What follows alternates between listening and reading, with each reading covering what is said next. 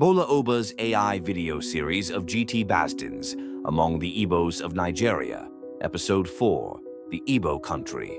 For many years, intercourse with the Ibos was limited to those dwelling near the factories scattered along the riverbanks. The traders had no inducement to penetrate the interior, for trade filtered through to them, and the river afforded every facility for transport. They had only to select suitable centers and barter for the produce brought in by land and water. Missionaries itinerated in various directions, but with no striking results. Eventually, the lines of advance shaped themselves directly east and south of Onitsha on one side and west of Asaba on the other.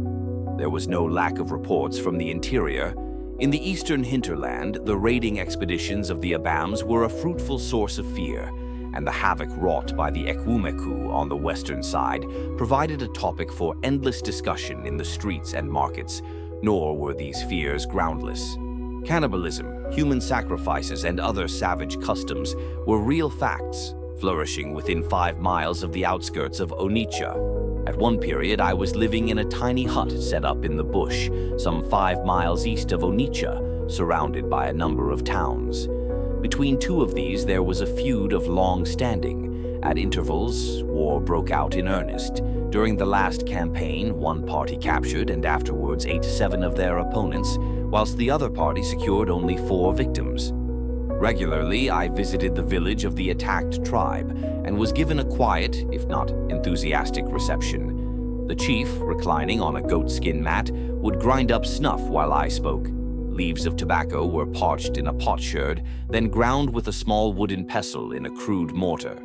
After perhaps an hour's discussion, he invariably ended by declaring that he and his people would be ready to heed the words spoken, on one condition: that I would assist them to avenge their imbalance. Their enemies, he would remind me, had eaten 3 more men than they had captured. If I could provide 3 men to redress that difference, they could then attend to other matters. One morning, walking alone, I came upon a bundle of sticks lying in the path, to which was attached a clean and fresh human skull. It had been utilized as a fetish, a solemn warning to would-be thieves. Such a powerful juju would ensure the owner found his property intact, however long it lay unattended. It was near this place that, as was well known, a cannibal feast had lately been held. The Royal Niger Company concluded many treaties with native chiefs and kings during their period of administration. By these treaties, certain rights were conceded to the company, and they, in return, promised protection. The people of Awkuzu had ever been truculent, raiding not only on their own account, but also procuring bands of Abams to assist them. When a neighboring town appealed for protection, troops were dispatched to cool their ardor. After preliminary fighting, the soldiers entered Awkuzu and encamped. When all seemed quiet, a party of carriers ventured out to loot.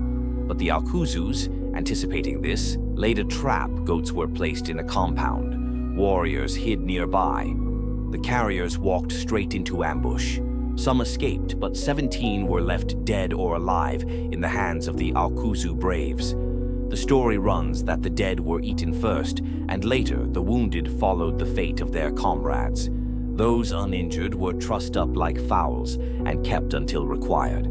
Towards the south, cannibal tendencies assumed a worse aspect. All that has been said hitherto relates to feasting upon captives taken in war. In the southern districts, a regular traffic in human flesh was carried on.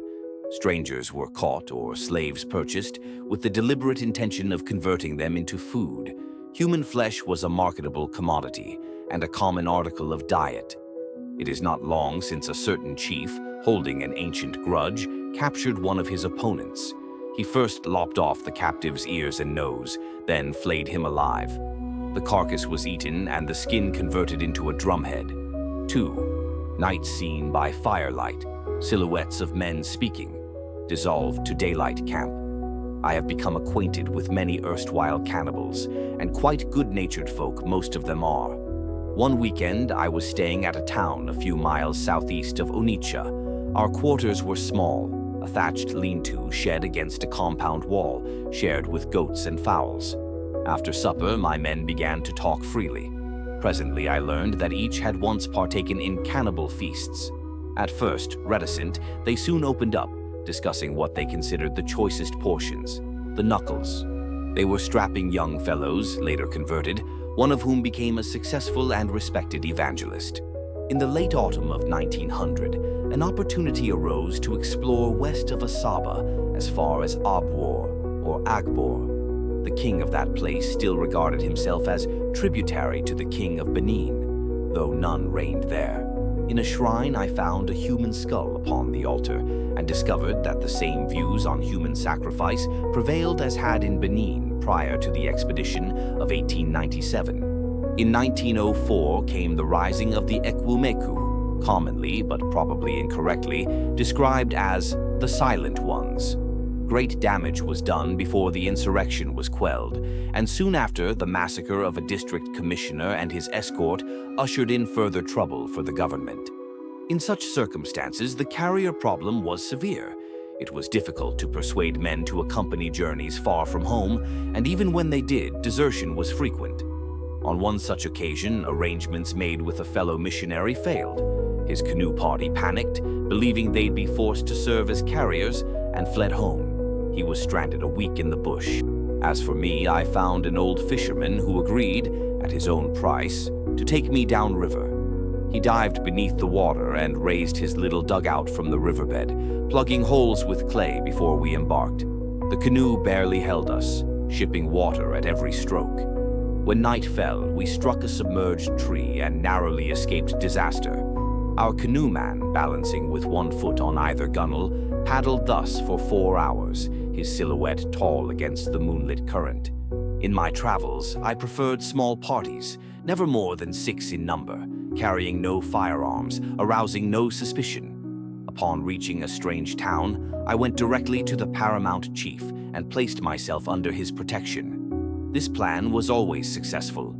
Once kola nut was shared, we were friends. The Igbo is very hospitable, and many of the chiefs are nature's gentlemen. Although before each journey I was often assailed by imaginary fears, these vanished once underway. Traveling on foot, wearied by rain and mud, I found that cheerfulness was indeed a special grace. Contrary to custom, I preferred to start after breakfast rather than before dawn. The old way, marching in darkness, hunted by mosquitoes, wet with dew, seemed to me most unwholesome. Late starts meant heat and glare, but these were preferable to misery and fatigue. Traveling in this simple manner, I was never once molested, nor had cause to complain of my treatment, even in towns reputed for their evil fame. Thus ended the early years of discovery among the Ibos, years of peril, wonder, and endurance. Coming next, the Ibo village.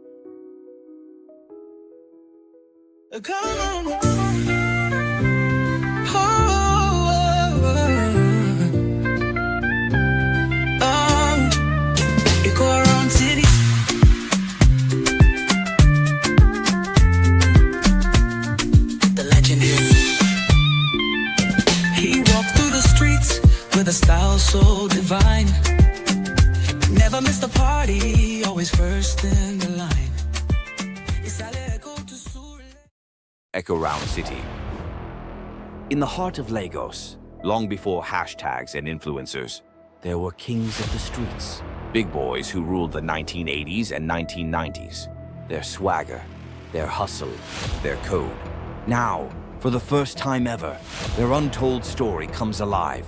From the pages of an authorized biography to the big screen of your imagination, stay tuned for the book-to-movie premiere of Echo Round City, the authorized biography of one of Lagos's legendary street big boys, streaming exclusively on youtube.com at Bola Oba from January 1st, 2026.